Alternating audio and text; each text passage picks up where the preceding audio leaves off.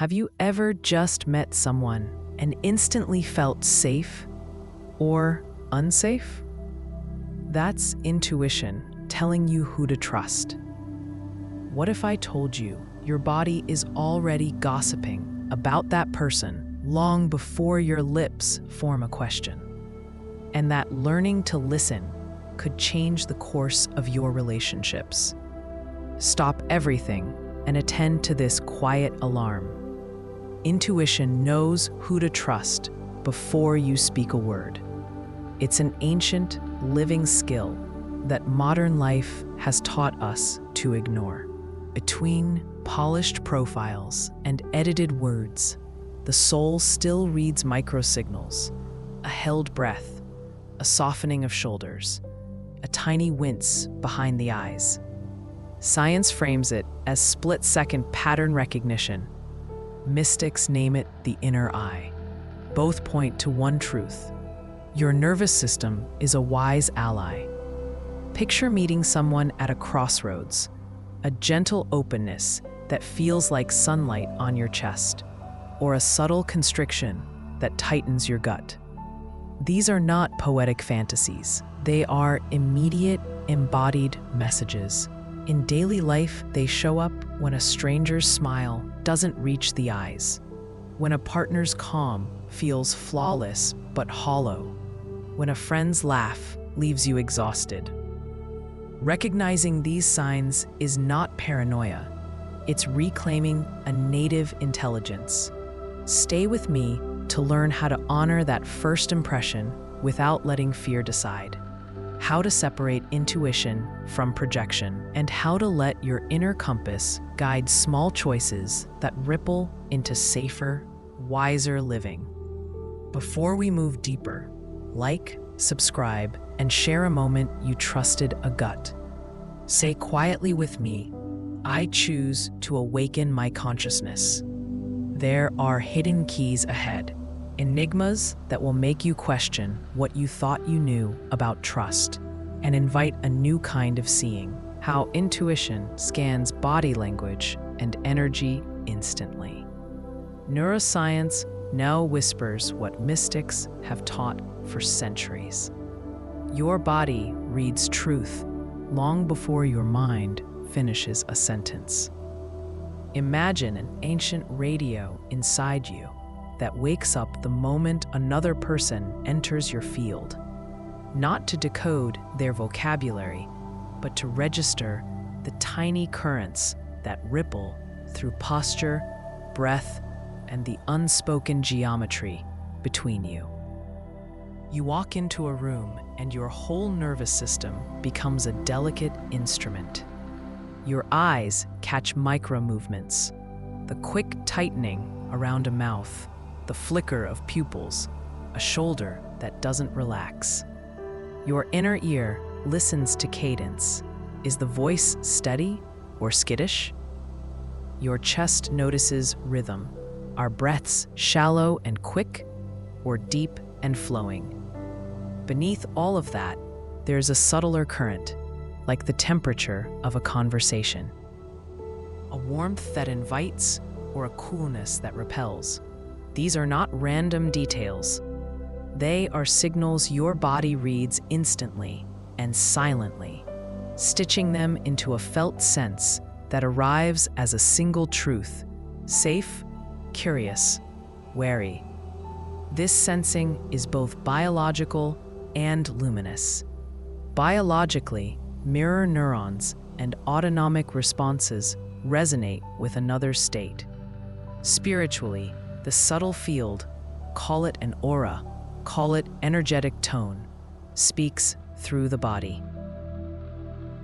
You don't need to analyze each cue. The mind wants to catalog, but intuition amalgamates. It folds micro-expressions, breath rhythm, eye softness, and the small tug of gravity in your gut into one knit impression. That first impression arrives as a color or a temperature in your body, not as a logical report. Here is a twist many haven't been told. Sometimes that instant knowing mistakes familiarity for safety. Your nervous system can be trained by past wounds to find comfort in the familiar pattern, even if the pattern is unkind. So intuition is not infallible oracle. It is a highly sensitive instrument that also carries echoes of your history. The wiser practice is not to discard that first hit, but to learn its source. Is this resonance responding to the person before you, or to an old storyline replaying inside you? That discernment is where maturity of the inner compass begins. Practice the beginner's art of pausing long enough to feel the felt sense. Let the initial impression arise as a color, temperature, or small image in your body. Notice whether it expands into curiosity or contracts into caution. The way you hold that sensation, soft, investigative, or defensive, will teach you more than any checklist. What does safe feeling actually feel like to you? When your inner radar hushes its explanations and simply registers a steady light. Positive signs. The softer someone moves, the stronger your inner yes becomes. And that softness isn't weakness, it's a signal. Feel into this. Calmness shows up like an invisible hand that steadies your own breath. When you meet someone whose presence soothes the nervous tremor in your belly, notice how your chest unclenches, how time seems to slow for a beat. Their eyes are not searching for approval. Their face carries space. Breath matches breath, but not in mimicry, in effortless resonance. That quiet coherence is a love letter from your intuition. This field is safe. Openness looks like light moving through an open window. It's more than a smile. It's the tilt of a head that says, I want to listen. The unclasped hands, the small invitations to share. You can feel the invitation in the pauses between words, generous pauses where your thoughts are given room. Energy flows toward you rather than toward an agenda. The third eye knows this as a pattern. There is no contraction, no shoving of intention, only an ease that matches your own tempo. If your pineal is learning to read subtle cues, it will mark this person as a fellow traveler. Natural flow is the river that does not hurry, yet reaches the ocean. Conversation that moves without forcing. Ideas passing back and forth like stones skipping gently, is a sign the space is aligned.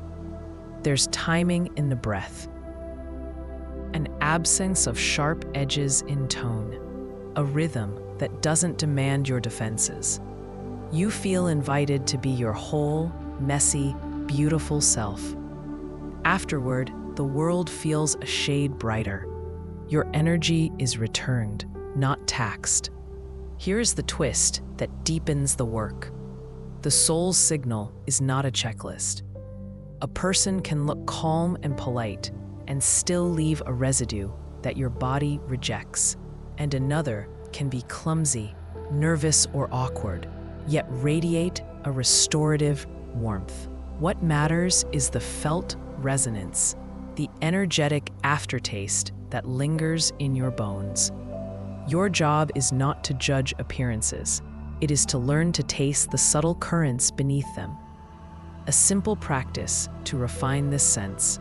Before you speak to someone, take 3 slow breaths and scan your body from feet to crown. Note the micro qualities. Does your belly soften or tighten? Do your shoulders drop or rise? Imagine a light passing between your chest and theirs. Does it pulse warmly or dim? Trust the first honest impression, then observe what unfolds. Over time, you will begin to recognize not only obvious warmth, but the softer signatures of trust. Keep this image with you, a hearth whose warmth reaches you without words. As you step into more encounters, notice whether the room grows lighter or whether an invisible weight settles, which will tell you what you need to ask next. Negative signs? Stiffness, drained energy, nervous gut. The more someone tries to appear harmless, the more your body tightens, as if some ancient radar in you is scanning for mismatch. You, the listening heart, detect what words will not reveal. A tiny hardening at the jaw, a held breath under a polite smile, shoulders that freeze like a turtle drawing inward. These are not mistakes. They are the language of truth, translated by your nervous system before your mind has time to invent explanations. Notice the subtle choreography. Conversation flows, but your chest feels shallow. Laughter lands like a pebble in a deep pond, and the ripples stop. Your field, that soft, incandescent bubble around you, seems to shrink or cool. Energy is not just an idea. It has weight and temperature. It can feel heavy, like walking through molasses, or thin and sharp, like a cold wind that squeezes your gut into a small, warning knot. That nervous gut is an old compass, honed by survival and subtle attunement. It speaks in sensations, nausea, a tightening, a sudden urgency to leave. Do not dismiss it as drama. There are micro-signals too small for casual eyes. Avoidant gaze that flickers, hands that clutch rather than open, a voice that delays as if recalculating trust. These micro-pauses are the body's lie detectors. When someone's face says one thing and the body another, the body wins every time. Your intuition reads the coherence, whether energy, posture, and tone weave the same story. When they don't, discomfort arrives like a discordant note that insists on being heard. Here's an unexpected twist. Sometimes the stiffness you feel is not solely their projection, but a mirror of something sleeping inside you. A past hurt can light up like tinder when it meets a certain tone or posture. That means your alarm can be both a warning and an echo. The sacred skill, then, is not to mistrust the signal, but to refine it, to learn whether the discomfort is a map to leave or an old scar asking for healing. To differentiate, breathe into the sensation and watch what happens. If the tension dissolves with your calm, it may be a shadow of the past. If it persists, anchors to your gut and chest, it is likely resonance with the other person's energy. This is not a judgment about people. It is discernment about fit. Trusting these early impressions saves you the cost of confusion, of slow poisons that seep into your day. You are the protagonist here, an awakened body learning to read weather in other souls. Honor the little alarms. They are your inner lighthouse. And when your gut speaks, listen as if the universe leans in with you. How will you know whether that knot in your belly is a relic of old pain or a clear signal of who to step away from? And why your first knowing often outpaces every argument your mind can construct. You made it this far, and that matters. Sit for a moment in the warmth of that completion. You weren't just watching. You were listening with your whole nervous system, the quiet receptor that reads the subtlest currents between people. That alone marks you as someone awake enough to practice a different kind of knowing. celebrate that courage. Many rush away from this thin, uncanny intelligence because it feels risky or because it asks for trust before proof. You stayed. That willingness to be guided by the soft compass inside you is what separates seekers from surfers of surface noise. Know this: the signal you felt when you first met someone, the ease or the disquiet, is not random. It is your soul's shorthand. It is the inner lighthouse that has steered you through storms long before words could be formed. If this teaching landed in your bones, share it. Drop a yes in the comments if your body has ever warned you before your mind could explain. Tell a short story of that instant you trusted your gut and it kept you safe, or the time you ignored it and learned the lesson. These small testimonies stitch us together. They create a map for others who are learning to read their own weather. You are not merely a spectator here. You are part of a tribe who honors subtlety, who listens for the hushed signals that reveal truth. In this space, we hold one another. Your insight matters, like caution is sacred, and your openness is a service to the collective field. When you speak about what you felt, calmly, simply, you teach someone else how to hear themselves. Carry this home like a secret talisman. Notice the little loosenings and tightenings, the breath that shortens when something doesn't align, the inexplicable warmth when someone is aligned with your soul. These are the threads of guidance. Treat them with curiosity rather than immediate judgment. In time, that curiosity will become clarity.